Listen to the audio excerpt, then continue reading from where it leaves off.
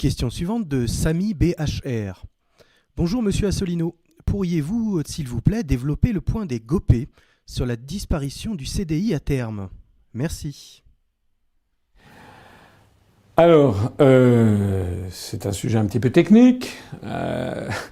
Je précise que je découvre en même temps que tout le monde ces questions qui me sont posées.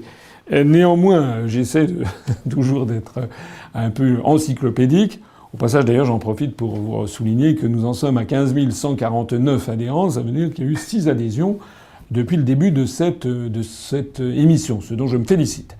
Alors, pour répondre à notre internaute, effectivement, je présente dans une de mes conférences le dernier rapport sur les grandes orientations de politique économique qui a été publié par la Commission européenne le 18 mai 2016. Je crois que ça s'appelle sa référence exacte, c'est rapport COM 330 final du 18 mai 2016. Vous le trouverez sur notre site internet, vous le trouvez aussi sur internet de façon plus générale. Alors, dans ce rapport, il y a à la fin des recommandations. C'est le programme de réforme pour la France de 2016, mais dans les recommandations, il est bien précisé qu'il s'agit des réformes pour les années 2016 et 2017. Alors déjà, ça, rien que ça, c'est un scandale, puisque ça veut dire que la Commission européenne a fixé quelles doivent être les grandes orientations politiques, économiques et sociales pour la France, entre le 1er janvier 2016 et le 31 décembre 2017. Ça veut donc dire que pour les oligarques ou les aristocrates qui tirent les ficelles de la Commission européenne, ils considèrent en fait que les élections présidentielles et législatives sont sans intérêt, ils ne peuvent rien modifier. Alors, parmi les mesures qui sont proposées, il y a en effet une mesure qui prévoit, et c'est assez vicieusement tourné, puisque de mémoire, je me rappelle plus la phrase exacte, mais c'est quelque chose du style il faut que la France réforme son droit du travail pour inciter davantage les employeurs à embaucher en contrat à durée indéterminée.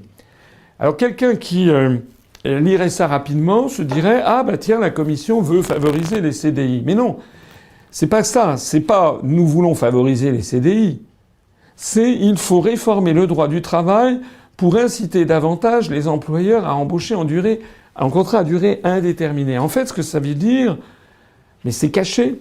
Ce que ça veut dire, c'est qu'on va autoriser les CDI, les employeurs qui embauchent quelqu'un sous forme de CDI, à licencier un salarié du jour au lendemain. Aussi simplement que ça. Parce qu'à ce moment-là, effectivement, le droit du travail aura été simplifié, c'est le moins que l'on puisse dire. On pourra virer quelqu'un. C'est ce qui se passe aux États-Unis. Vous quittez votre bureau un soir, vous revenez le lendemain matin, vous avez votre baluchon qui est dans le couloir, on vous dit de passer à la caisse pour avoir votre solde et puis c'est terminé. Bon.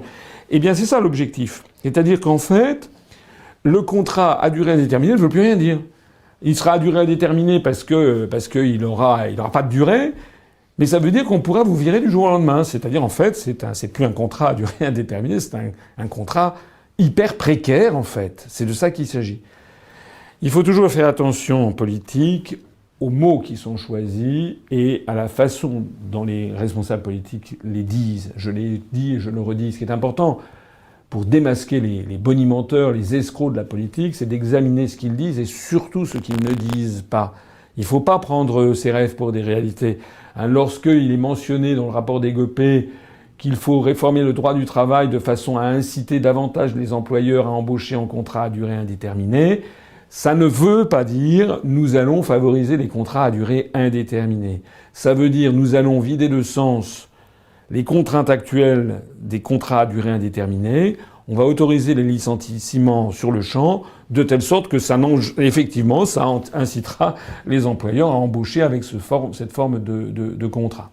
Je crois, j'avais vu le programme des Républicains, je sais pas ce que va nous sortir M. Fillon, mais je me rappelle avoir vu il y a un an ou deux le programme des Républicains, c'était assez cocasse, enfin il y avait de quoi rire jaune, puisqu'ils avaient dit qu'en matière de CDD et de CDI, le programme des Républicains, c'était fusionner les CDD et les CDI, les contrats à durée déterminée et les contrats à durée indéterminée. Fusionner les CDD et les CDI.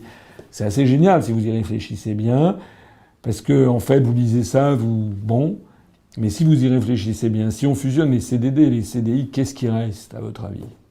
Évidemment, les CDD. Simplement, c'est plus chic de dire on va fusionner les CDD et les CDI que de dire on va supprimer les CDI.